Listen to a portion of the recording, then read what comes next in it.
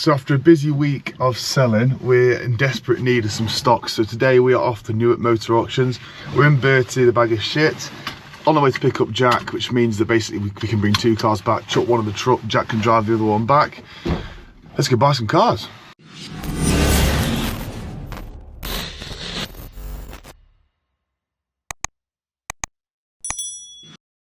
Welcome to Newark Motor Auction, our second favourite place to buy stock. Nothing personal, we just find that we managed to clear better margins from Mannheim. However, Newark's a lot closer and a lot more convenient for collecting the stock. It's actually owned by Stoneacre main dealer, so a lot of the stock that goes through this auction is customer trade-ins. So just quickly, this is what the motor auction brochure looks like. So when you do it online, it's all obviously online. When you go to a physical auction like Newark, they give you a sort of booklet which goes through all the different lots. It also tells you information like what car it is, what the mileage is, how many keepers it's had, how much MOT it's got left, any important stuff like how many service stamps it's got. It also gives you cap figures, which we don't pay a great deal of attention to because we sell on Auto Trader. We are tied to the prices that Auto Trader give if you want to sell quickly on Auto Trader.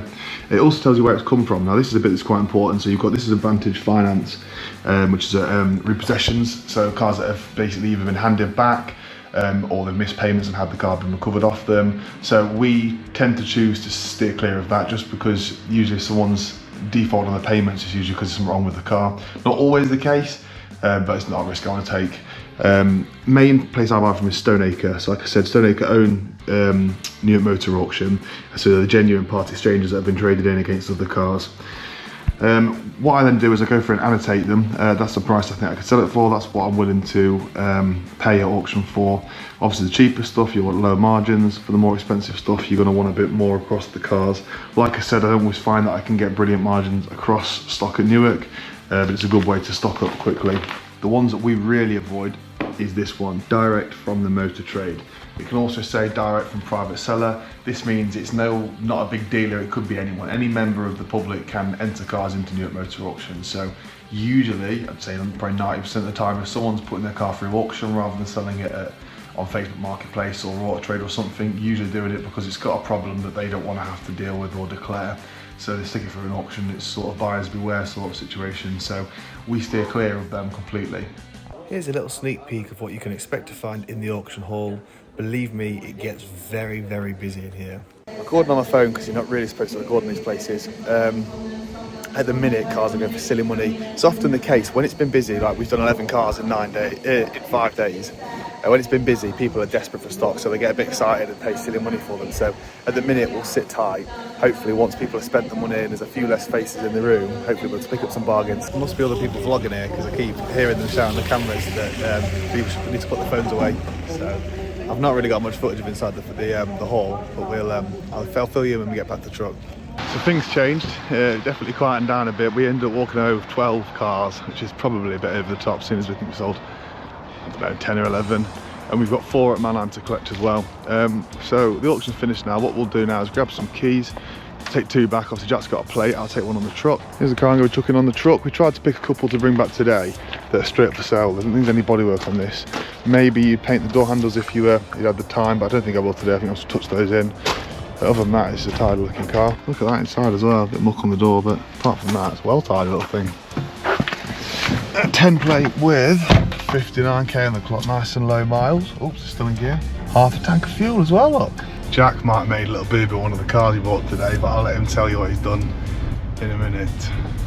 I didn't get a chance to catch up with him, so I'll just tell you briefly what happened. But we've been out to get some food, come back into the hall and we saw a car being auctioned. Jack was like, that's one of the ones we've done a number on, as in done the numbers for to see what we were willing to pay on.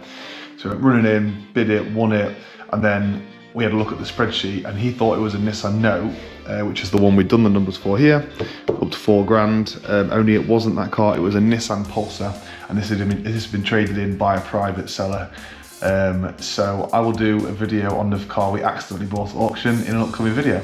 Hopefully we got off all right, but it's always a risk and one that we like to avoid. But we've all done it before, bought the wrong car. It's easily done when you're going in there with numbers for what, 50 cars that we're willing to potentially buy. So I'll have a look at that next week. So in sort of day-to-day life, I'd like to think I'm a fairly generous person. But when it comes to business, I'm a tight ass. One of the main reasons I taught myself to paint is I can't bring myself to spend money on anything that I could learn to do. So I learned to do the painting. Now Michael has been spending my money for me. So Michael's just made a mistake that probably cost us about £500. Miguel, would you like to come and show us what you've been up to? No. Come on Miguel, come and show us what you've been doing. I've been having a smashing time. Yes, you have been having a smashing time. Well, show us around the car. You have to do it occasionally, you keep people busy. So we've got a car ready for MOT, last little bits needed doing. So I'll just take you for a quick run out and change the wiper blades before I set off. What do you do to make sure your bonnet doesn't come off? You make sure you close it properly. I didn't. Bonnet's come open. So we have a very smashed windscreen. Smash the screen. A very dented bonnet. And they've already slid into the roof. So if anyone's interested in buying pictures of Michael's feet, he's going to need to earn some extra money this time because it will be coming out of his wages this month. Now, I'm just kidding. These mistakes happen. But yeah, guys, make sure you click your bonnet closed when you go for a spin. Unfortunately, I can't paint or repair this, so we'll be getting a expert windscreens in from Lincoln to come and sort this out for us. And then we'll look to source a second-hand bonnet online. Another day. One of the customers we sold a car to, we bought a BMW off us, traded in a car that we sold him about 2 years ago. And he's done some subtle modifications, shall I say. Let's take a quick look. What do you think of these bright yellow wheels? It's unique, isn't it? Yellow badges. We've got go faster stripes on the front. We've got yellow badges. Come on guys, what do you reckon? Are we going to try and resell it like this, or are we going to put it back to standard, stick some refurbished little silver again? Jack and I had a chat about what to do with this car, and whilst we are all for people making their cars their own and adding their own touch, we felt that this could potentially limit which customers would buy this car, so we decided to return the vehicle to a more factory finish. They had some go faster straps on the front. Don't know what they've been stuck on with. We used glue, used heat and everything to try and melt the glue, but unfortunately it's ripped a shitload of lacquer off the front of the bonnet, which is pretty gutting.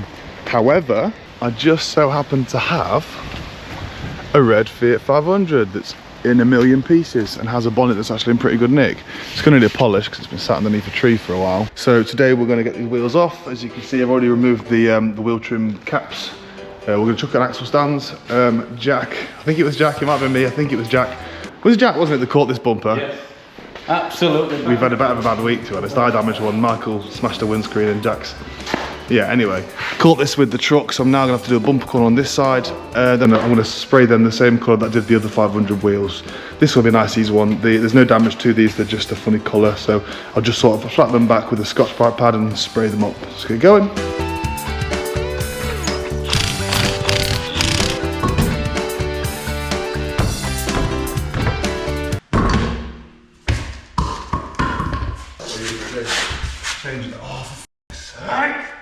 So as you'll see, I tried to put a bolt back in to hold it when I hit the hammer. Didn't fucking work, so obviously didn't screw it in straight. So now I've just chipped the face. So now I am actually going to have to repair this alloy, but I wasn't going to have to. But that's what you get for rushing.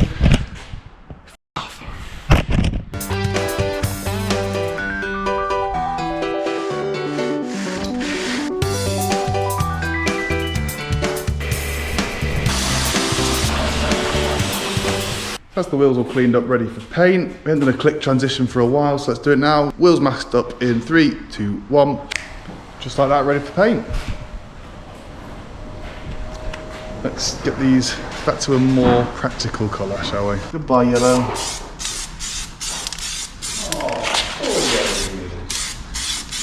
Shut up and sit down.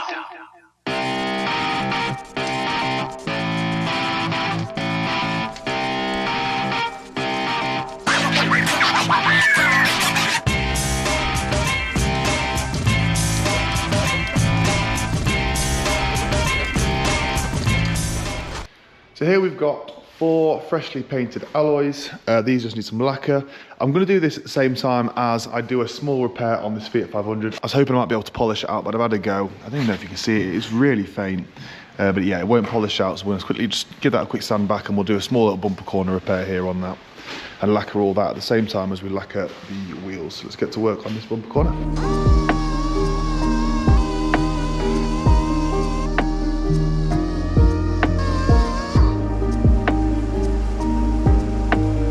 We're rattling through this real quick. I'm not going to show you too much of this one, it's a boring repair. As you can see, I've sanded out the damage. I've also flattened down this corner here. I'm going to bang a bit of primer on this corner, flick the lacquer out each way, and Job's your uncle. Bob's your uncle, not Job's your uncle.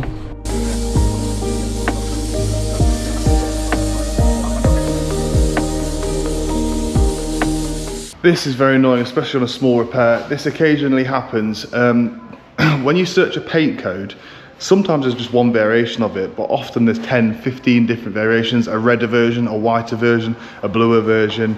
Because I've got no way of checking, I just tend to do the standard shade, and every now and again it can be miles out where I just can't even sort of accept it. So if you look here, that's bloody purple, and it's like burgundy red, nowhere near the original colour. So now, I don't know, I guess I'll probably just try and shoot a bit of red, a light dusting of a lighter red over the top of it till it looks somewhat similar. If it looks really bad, I might have to drive it down to Fisher's, which is where I get my paint from, and get them to actually colour match it, and then I'll have to go again. But that means doing the wheels, waiting for the wheels to dry, wheels back on again. Yeah, it's a faff. So we'll try and correct it first, even if it's not perfect, if we can get it closer to what it should be. So with a lot of messing about, remixing, adding bits of red, adding bits of white, I've now got a colour match that I'm happy with. Stuff like that just drives you mad. I mean, in a proper paint workshop, you've got like a gun that you can scan the paint with, but they're like £3,000. So for the kind of cars I work on, I can't really justify that expense. I don't have that kind of money to spend on that kind of equipment. But yeah, it's in times like this, you wish you had one. But yeah, I'm happy with that now, it's close enough. Let's get some lacquer on.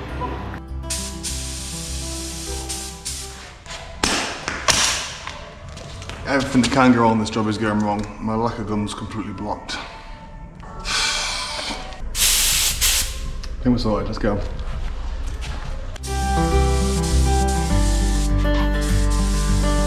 This was when I realised the gun was still partially blocked. This is also when I should have taken a break before I really lost my head. This is what happens when I decide not to.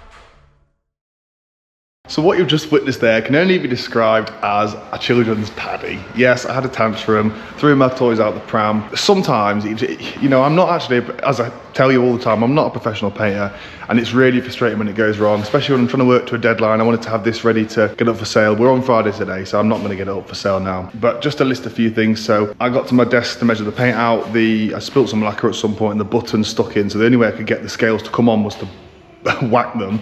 And so that was frustrating because I now have to buy some new scales. And then I mixed the paint colour as I showed you, and the paint colour was completely wrong, so I had to mess about adding different colours to try and make it match. So I was frustrated about that. I got my lacquer gun out.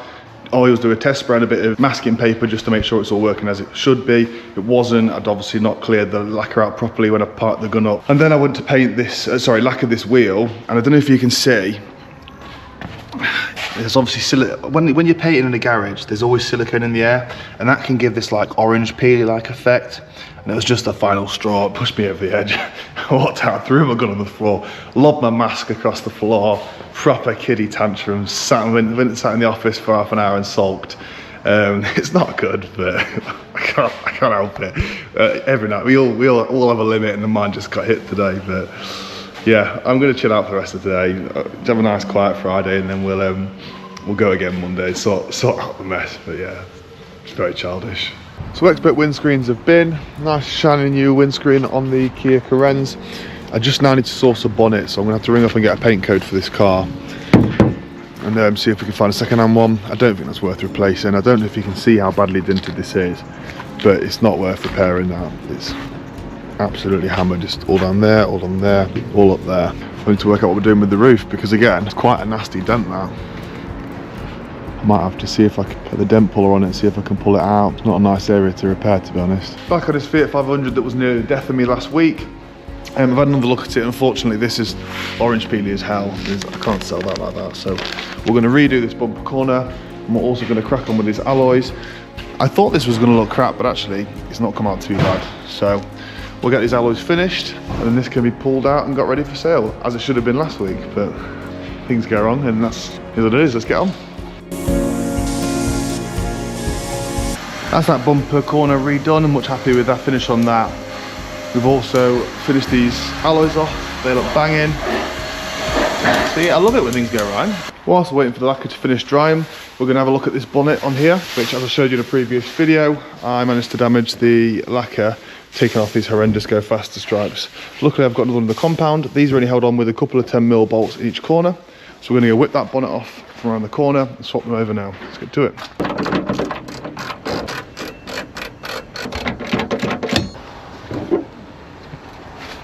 This poor car is looking very sorry for itself now.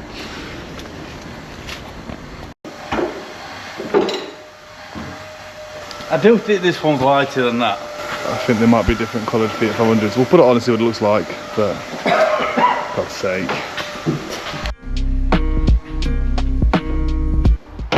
That's alright, it's fine. It's not that. Oh, it is. It's not. It's not this side. Isn't it? Not lined up. No, but we can line it all up. Just needs a bow. Which way is it to go? You go that way, isn't it? Hey mate. How are we doing? That's where I'm going. Alright, Go yeah. back, sit down.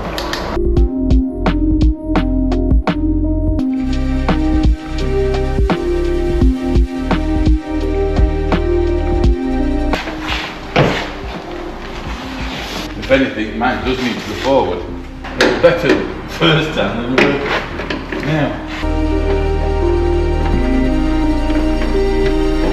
Not a million miles off this side.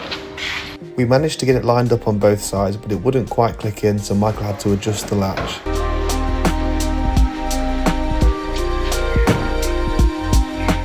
So smooth.